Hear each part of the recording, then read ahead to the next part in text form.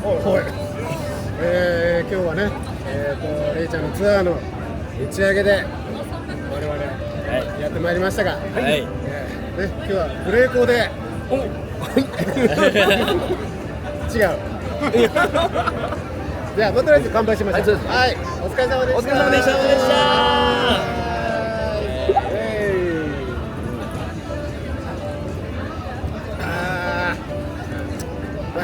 美味しい。レイちゃん何これ？マリブパイナップルです。マリブパイナップル。おしゃれ。美味しい。夏。確かにいい夏な感じしますね。じゃあ火つけますね。すみません。すみません。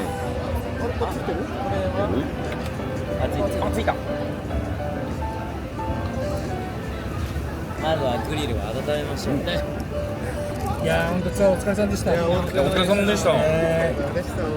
ちょっと初日終わってからちょっとね、期間が空いてからね、地方でしたけど。そうですね。なかなかあんだけ飽きてないですよね。ないですからね。2日目が。約2週間もう忘れちゃったぐらいで。忘れちゃった。計4日ですけど。そうですね。公演。けどまあ内容は濃かった。いや、濃かったですね。楽しかった。めちゃくちゃ楽しかった。楽しかった。本リハから当素晴らしくて。終わってからが怒涛すぎて、振り返りがなんか難しいっていうか、その手伝ってもらわないと振り返れないくらい、そういえばこれがあったなって言われないと出てこなかった。すぐシンガポール。まずはリハから振り返るだな。リハからですね。順序立てて。順序立てて。思い出し含め。最初はねバンドだけのねリハをね。そこからも早速いっちゃいますね。お願いします。結構でかいから2枚ずつ。焼けてる。すごいやってる。そうですね、薄いから。ありがとうございます。今回そのアレンジ、まあそのビルボードとは違うアレンジもありましたよね。まあ新曲も含めなんですけど。そうですね。そうですね。その辺なんか苦労したねみたいなのがあったんですか。そうですね。いわゆるねバンドの良さも出したいし、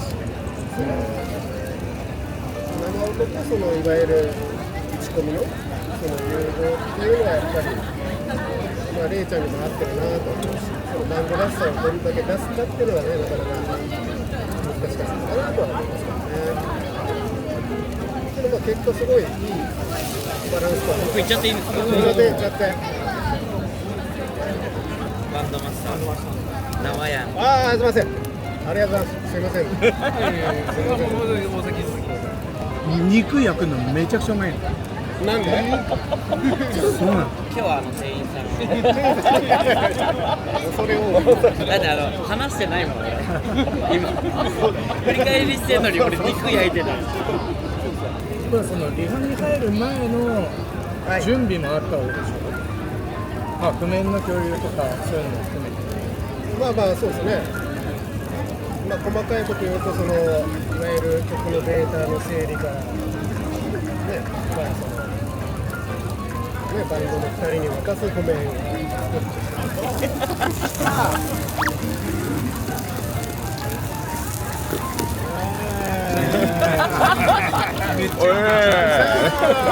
疲れ様でした。うまそうだもん。バンドのアレンジといえばシャイニングワンとかがあれ実は当初はバンドでやる予定じゃなかった。そうですね。で急遽リハやっててやっぱこれバンドでやりたいってことになって急にアレンジしてそうですね。あれは結構ハマった感じはね、すごい。めっちゃ良かったです。めっちゃ盛り上がったね。ライブに盛り上がる曲欲しいなって思いました。今の制作もちょっとそのれ意識してて、あ、なんほかタオルぶん回せる系をやっぱ必要だなって思って。確かにある。割とリハでいろいろ変化したことは他にある。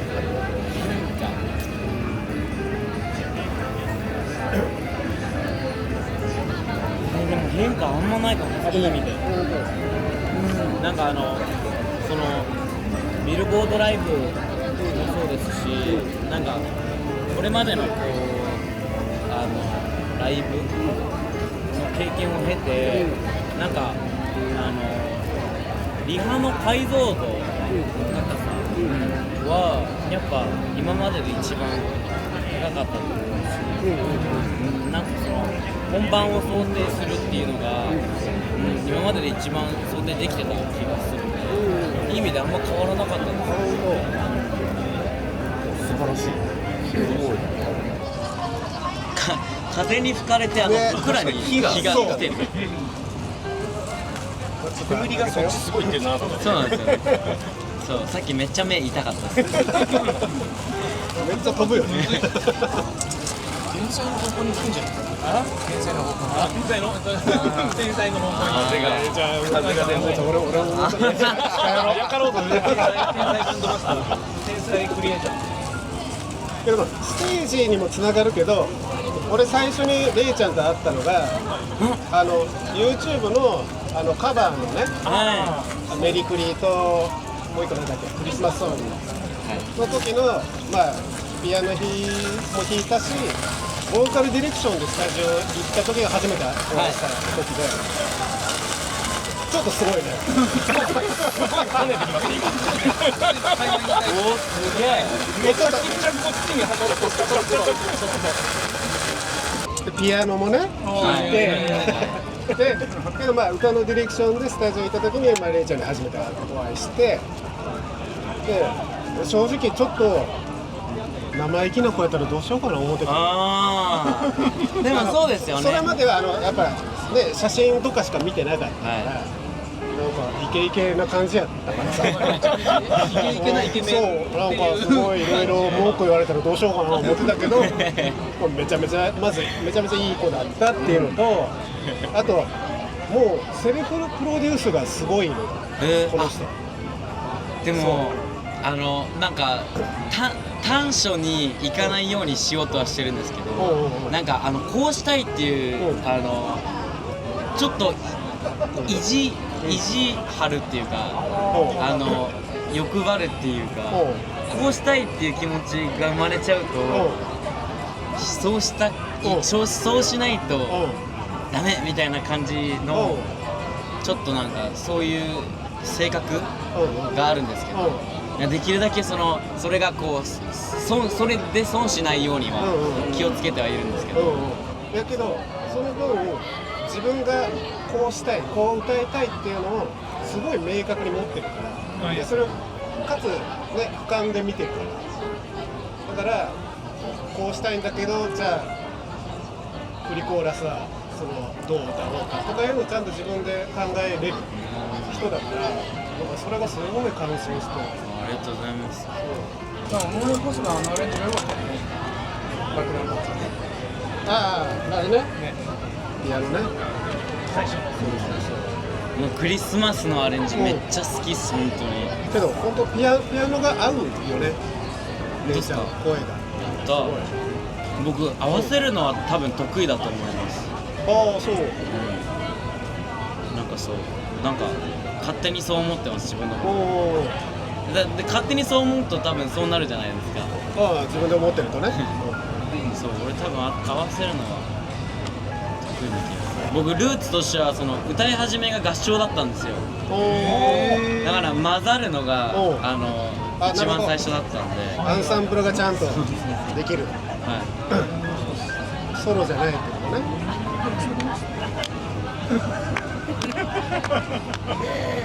おっしょい。ツアーのファイナル終わった後、みんな車で途中まで一緒に席に乗せてもらって帰ったんだけど、その車の中でもちょうどみんなで話してた話で、本当に本当に同じ気持ちです、メンバーとして。何がドラマ？そうセルフプロデュースの能力が高いとか、その俯瞰的にすごく自分を見れているとか、そういう話をみんなで話してた。ありがとうございます。それイコール歌唱能力の高さもつながってきますよね。歌い方の種類が嬉しいです。でまあ今回まあいろいろねみっちりやって、でまあ初日横浜。はい。レイちゃんあれ緊張したりするの？初日実はその前日の夜全然緊張しなくて、じゃあ前日の昼めっちゃ緊張してて、前日の昼で夜めっちゃ散歩行ったんですよ。1時間以上。でいっぱい考えて、いっぱい歩いてたら緊張解けて、夜めっちゃぐっすり寝れたんですけど、で朝も全然緊張しなくて、舞台袖に来た瞬間にガッ体がバーンやっぱ来るんだと。こう今まで例えば前のビルボードライブとかの時もそうなんですけど、ステージが怖いっていうかそういう瞬間は実は今まであって、いやめっちゃ不安だみたいな瞬間はあったんですよ。そうけどなんか今回はなんかその不安とかよりうまくやりたいなの緊張みたいな、が強かったんで、なんかこうそのおかげで悪い方向にはいかないというか、いう感じでしたね今回の特に初日は。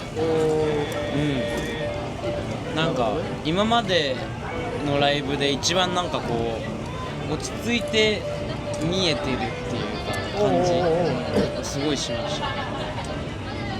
確かに客観的に見てるといつも楽しそうにしてるから、こうあんまり緊張の分かんない。いつも楽しそうに踊って楽しそうに歌ってるっていう印象しかもうリハの時からずっとそれというか。でも 2,3 曲したら緊張解けるんですよ僕。なるほど。最初の時にちょっとこう自分の中にある、2,3 曲だけ緊張して、だからちょうど決戦は金曜日ぐらいから緊張解けてるっていう、確かにより笑顔も確かに。なるほどなるほど。っていうのが横浜だったんですけど、大阪は逆にもっとテンション上げよう、ちょっと落ち着きすぎてるからテンション上げようみたいなのを意識してたんですけど、テンション上がりすぎて、MC が変になってました。なるほど。逆にテンション上がっちゃって上げようの。なるほど。だからそこのバランス大切だと思って、ファーストツアーでまた一つなんか気づいてくるというか、なんか振り返ってみるとね、大阪だとそのネバーランドの時にネバーランド前に最後の曲です行きましょうって言ってたみたいで、大阪みたいな最後じゃない。それ言った覚えてるめっちゃ覚えてる。ちゃうってそうなんですよ、 MC 覚えてないんですよ。そうなるほどなるほど。横浜でちょっと落ち着きすぎたから、ちょっとなんかもっとゾーン入ろうって思ってやったら行き過ぎて、で名古屋はそれこそちょうど良かった気がします。経験っていうかその数でやっぱ良くなるんだなと思って、僕はもういただいたので。すいません。でもなんかそれの習得していくのめちゃめちゃ早い感じします。なんかもう本当ですか。もうちょっとファーストツアーとかってこういろいろあると思うから、もうちょっとこうだいぶ修正が早いというか本能的な感じ、対応力みたいな。対応力が高いなって思う。本当ですか。何がベストかなみたいな、いつも考えながら。だからそれが進化の速さにつながってる感じはめちゃめちゃ見てて聞いててそれがあるからってことなんだね、やっぱ。すごい感じますよ。最後の曲の前にちょっとたっぷりめの MC のコーナーあるやん、であっこだけ俺が後ろでちょっと伴奏弾いてるわけで、毎回あっこで俺泣きそうになってていや、めっちゃわかりますよ。もらい泣きをさ、僕は泣いてます。泣いてた泣いてた泣いてます。毎回泣いてます、あれは。確かにそのお二人の感じがすごいやっぱシンクロしてて、ナーチさんもその MC に対して反応してるピアノを弾かれてるなっていうのがタッチで分かる。ああ確かにそうですね。本当にそこがより感動的になってくる。盛り上がりと一緒にポリティックティッシュもななるべくね、すごいレイちゃんの気持ちとでやっぱシンクさせたいなとは思ってたから。本当にそれがやばくて、僕もそれで泣くんですよ。だから俺もちょっと泣かしたろうっていう雰囲気はちょっとあるかもしれない。みんなで泣こうと泣きましょうかここでみたいな。毎回泣くじゃないですか僕。その前からずっと泣きそうなんですよずっと。そうだからその部分そこで解放みたいな気持ちでいるから絶対泣くんですよ。なるほどなるほど。その前からも泣きそうだけど我慢してるから泣かなくて、一気にバンとここでめちゃくちゃ食らってるもん。もうそうですよね。会場中同時に。本当あそこでレイちゃんのその人となりというかさが分かるよ、出てるよね。めちゃくちゃ出てる。あんなピュアな感情の出し方とかさ。ありがとうございます。毎回ライブの最後で私は泣いてましたね。確かにもう私は泣いてました本当。本当に会場が一つになると絶対みんな同じ気持ちになっちゃう。そうっすね。なってほしくて、僕も何人もの人間が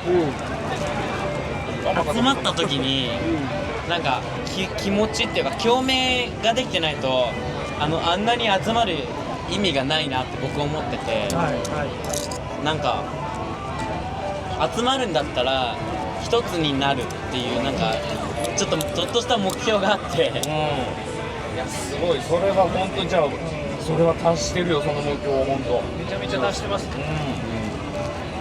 みんな共鳴してる瞬間はしたい。これだけダンスも歌もめちゃくちゃ技術があってうまいのにこれだけ心がこもり続けてるとっていうのがちょっとすごいことだなっていうのを毎回感じますよね。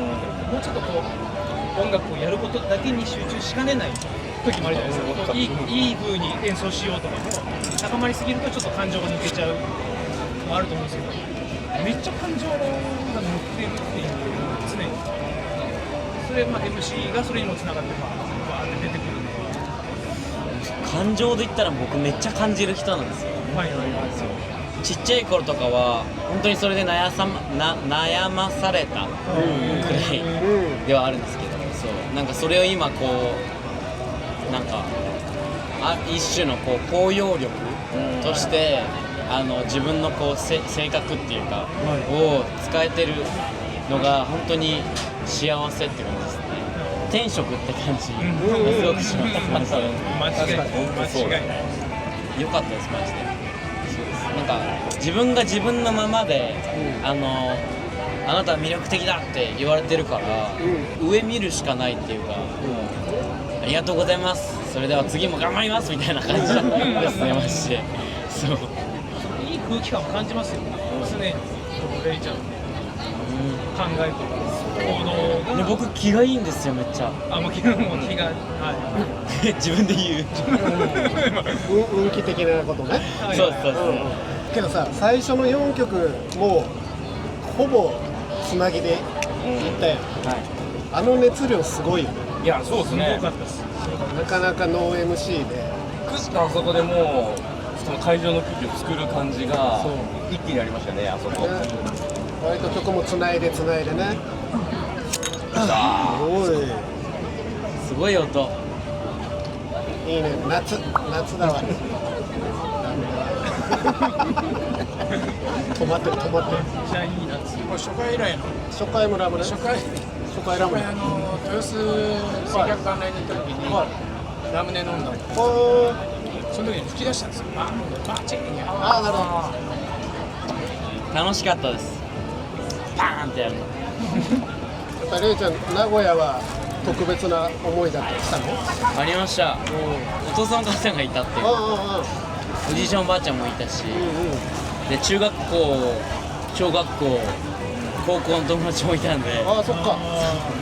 ちょっととこ見したろかみたいな。いや本当そうですねそれもありましたし、僕がそのオーディション受けるから応援してって時からこう応援してくださってた方々しかいなかったんで、なんか僕のなんか目標としてはなんかこれからもこいつやばくなってくぞって思わせたいっていう気持ちが一番大きかったです。成功したんじゃないかなと、思ってます。めちゃめちゃ成功しましたね。これからもうこいつのライブ行きたいなって言わせたいっていうか、名古屋のライブは特にやっぱしすごいこう熱がこもってたなっていうのを、特に最後のところの話してるところとか今すごい感じてて、もう僕は号泣ですよ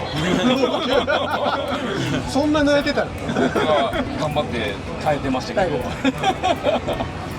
最後追加公演、品川、ここで新たにスペシャルなメドレーが追加されました。はい。まあ裏ではバタバタでしたけどね、あのチームは。でもあれですよ、本番も僕の頭の中はバタバタですだってちゃんとしたリハーサルしなかったもんね。そうですよね。現場でその大阪と名古屋のサウンドチェックの合間でね、ちょっと時間取ってリハーサルみたいなことをやったぐらいだったんで、毎回ちょっとずつ修正していきながら。そうあれ一番難しかった難しかったね。早いし曲のこう展開が、自分がフル尺歌わない曲を自分のパートだけこう切り張りしてるメドレーだからずっと歌ってるじゃないですか。難しかったな。歌い切るのすごいですよね結構あのメドレーギュッと詰め込んでたから、いや大変だろうなと思ってそう聞いてたお客さんは喜んでくれたかなきっとそうだと思います、ね、きっとそうだよね。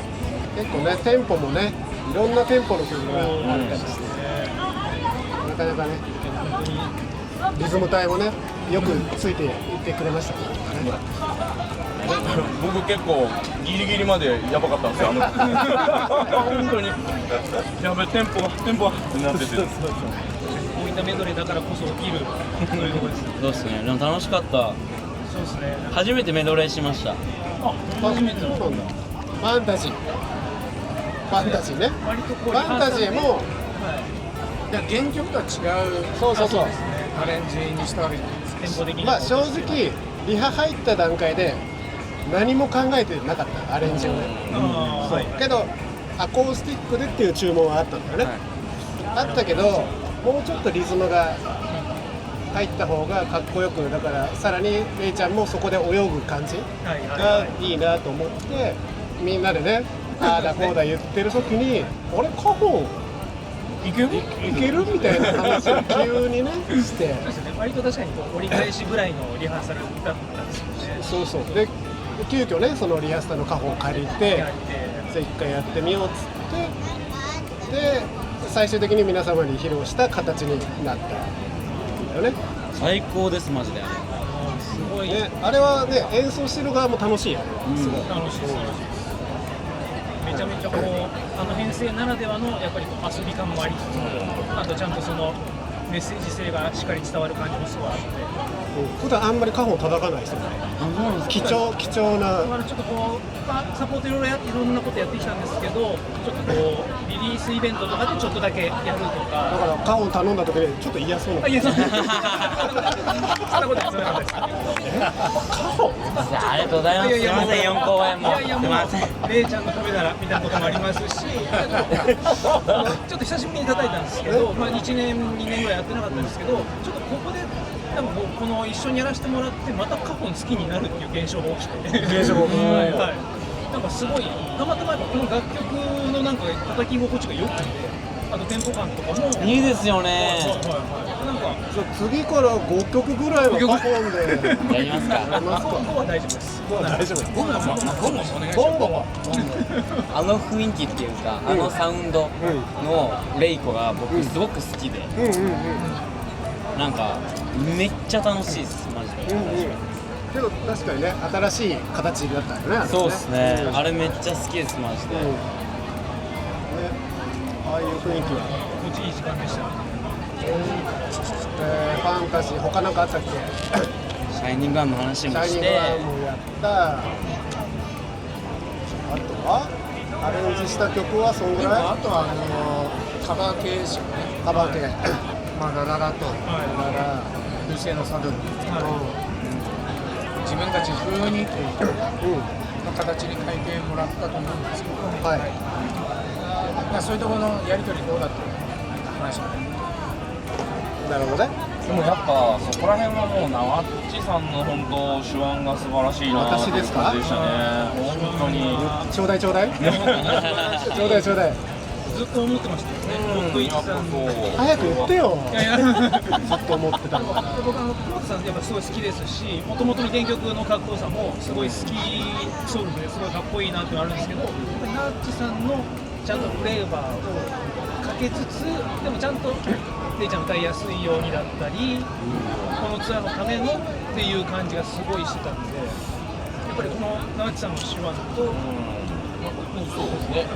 なので正直関はちょっとわかんないけど、俺は結構そこに関して負担は全く感じていなくて。ああ、そう。そうですね。もうありがとう。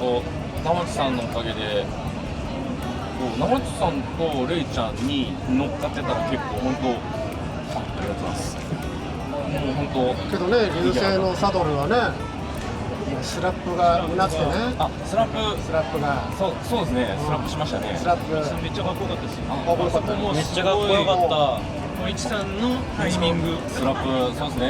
やりましたね。ドキドキしながらやってました。ね、ラララから流星のつなぎは一さんのベースのつなぎだからね。にやりましたね。レイちゃんの声も入る感じになっていて、すごい楽しかった記憶がいっぱいありますね。やっぱりね、流星のサドルとかって今回のテイクイットバックとか、もうそのあの辺のサウンド感がやっぱりその80年代90年代の R&B の感じっていうのがまあ象徴されるような一曲でもあったから、そうですね。一貫してやっぱずっとありますよね。それが素晴らしい。そこはちゃんと伝わればいいなと思ってアレンジしたりしてますからね。いやー楽しかったです。あと瀬戸りのこの流れすんごい良かったですね。編成の、統一性っていうか、ブレない感じのおかげでやっぱめっちゃスムーズに、こう瀬戸り進んだなっていうか、スムーズななんかショーになったなって感じてます。そこはやっぱりね、やっぱ演出のね方のチームっていうのがねいらっしゃって、そこのやっぱりね方々の力はすごい大きくて、すごいねつなぎの感じとか、その曲間の間の取り方とかはすごいいろいろねご指導いただいて、すごい勉強になったし。そうでしたね。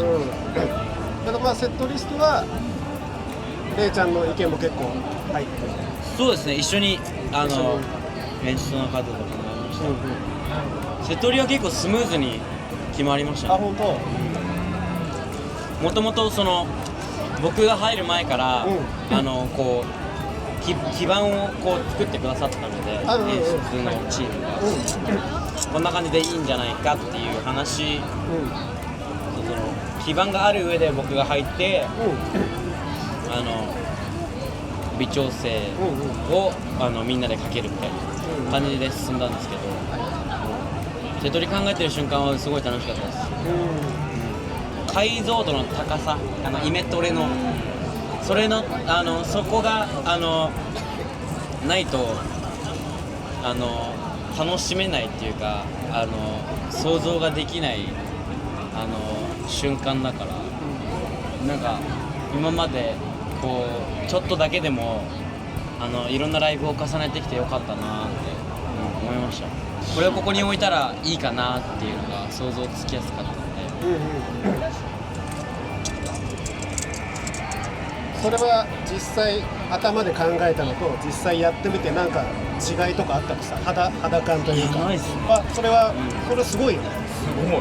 普通あれこれなんかちゃうかったなこれみたいなね、なることもあるけど。ちゃうかったなっていうか、これ思ったのと違ったっていうか、そのいい意味で違ったっていうのがラブディーパーでした。あ、なるほラブディーパー実際こうライブで歌ってみて思ったんですけど、意外と重いんだって気づいて、そうリリースする時聞いてた時の印象はなんかやっぱこうサイバー感あって結構腕が鳴ってる感じだと思ってたんですけど、なんか実際リハでやってみた時にあれ結構ずっしりしてる。そうだったね。確かにそのビート感とかねが割と面白かったです。こう来るかって感じですね。でまあ最後がソーグッドか。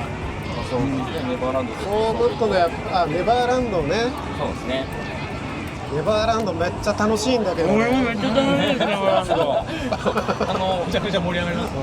ちょっと余裕がそうね。持てるんですそうね。 4人ともあそこ結構なんか気楽に行けますよね。何なんだろうあれ。割と開放感。確かに確かに。ハッピーって感じでいけるね。あそこはだからこそちょっと走りがちになっちゃうのよ。だからけどそんなに速くないから走っちゃダメって思いながらからのね最後ソーグッド、まあもうあの一体感はやっぱね変え難いものがあるので、なんか安心感というかね、それはやっぱありますね。ソーグッドやばいっすマジで。フォームな感じですよね。なんかすごいめっちゃ感じます。僕その前に4回中4回泣いてるんで、そうそうか前回漏れなく泣いてる。そうなんですよ。そうなんかなんだっけ、そのだから、泣いても、歌えなきゃいけないみたいなのを自分で作っちゃってるんで、いやそれ学びました。飽きれば歌えるわみたいな、泣いててもみたいな。確かに。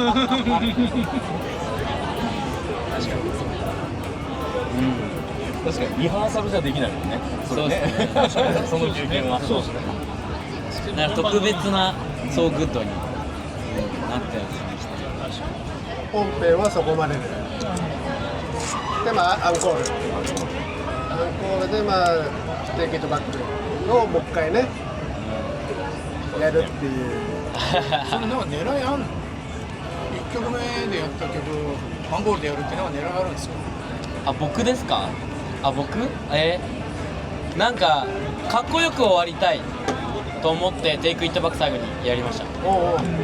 かっこよく始めてかっこよく終わりたいって思ってたので、かっこよく始めてってなって、かっこよく始めたいからテイクイットバック持ってきたんですけど、最後かっこよく締めたい、じゃあテイクイットバックいくかってまあ確かに1曲目だともったいないかなっていうのもちょっと思ってたりはしてたから、言ってたもんね。美味しいとこありそうだと思ったけど、アンコールでやることでちゃんと挟んでちゃんと余韻がそこでね、ファーストインプレッション、ラストインプレッション、テイクイットバックみたいな。